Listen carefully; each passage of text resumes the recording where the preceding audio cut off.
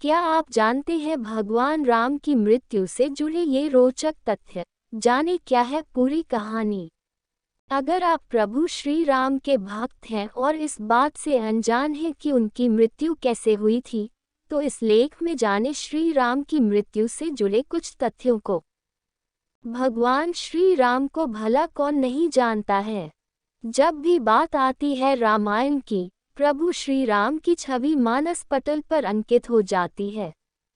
श्री राम को विष्णु जी के 7वें अवतार के रूप में पूजा जाता है और पुराणों व शास्त्रों में भी उनकी महिमा का बखान होता है। त्रेता युग के पालनहारे प्रभु श्री राम को भक्त आज भी पूरे श्रद्धा भाव से पूजते हैं और उनकी भक्ति में सराबोर हो जाते हैं। प्रभु श्री राम के जीवन से जुड़ी कुछ ऐसी अनसुनी कहानियां हैं जो आज भी सोचने पर मजबूर कर देती हैं। ऐसी ही अनसुनी कहानी में से एक है श्री राम की मृत्यु से जुड़ी रोचक कथा। आप सभी के मन मस्तिष्क में भी कई बार ये प्रश्न जरूर आया होगा कि श्री राम जब भगवान का ही अवतार थे तो उनकी मृत्यु कैसे हुई। आइए जाने प्रभु श्री राम की मृत्यु से जुड़ी कथाओं के बारे में। कैसे हुई प्रभु श्री राम की मृत्यु? पहली कथा। प्रभु श्री राम की मृत्यु से जुड़ी कई कथाएं प्रचलित हैं। एक कथा के अनुसार सीता ने अपने दोनों बच्चों लव और कुश को प्रभु श्री राम को सौंपा और धरती माता के साथ जमीन में समा गईं। सीता के जाने से प्रभु श्री राम इतने दुखी हो गए कि उन्होंने यमराज से सहमति लेकर सरयू नदी में जल समाधि ले ली। दूसरी कथा। भगवान श्री राम ने धरती पर 1000 वर्षों से भी ज्यादा समय तक शासन किया।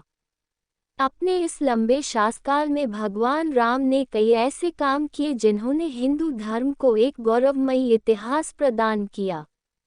पंडित प्रशांत मिश्रा जी बताते हैं कि पद्म पुराण के अनुसार भगवान राम जब अपना अवतार काल समाप्त करके एक ऋषि का रूप धारण करके आए तब काल यानी यमराज भी एक ऋषि के रूप में आए और उन्होंने राम जी से बात करने का आग्रह किया। तब श्री राम ने काल से कहा कि कोई हमारे बीच न आए।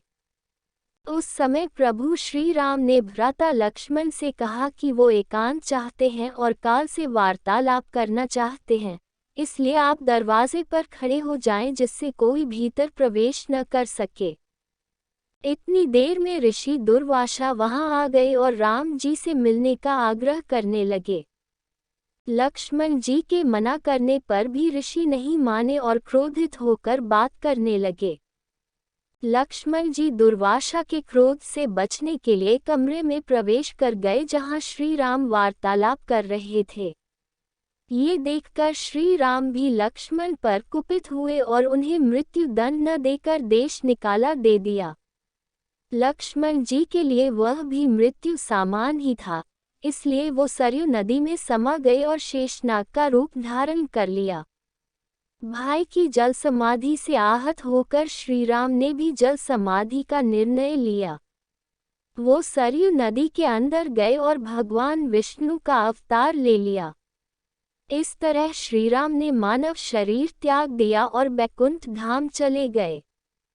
वास्तव में ये कथा भगवान श्री राम के जीवन से जुड़ी सबसे रोचक कथाओं में से एक है और ये प्रभु श्री राम के मनुष्य रूप को त्याग कर वापस विष्णु रूप में आने के बारे में बताती है।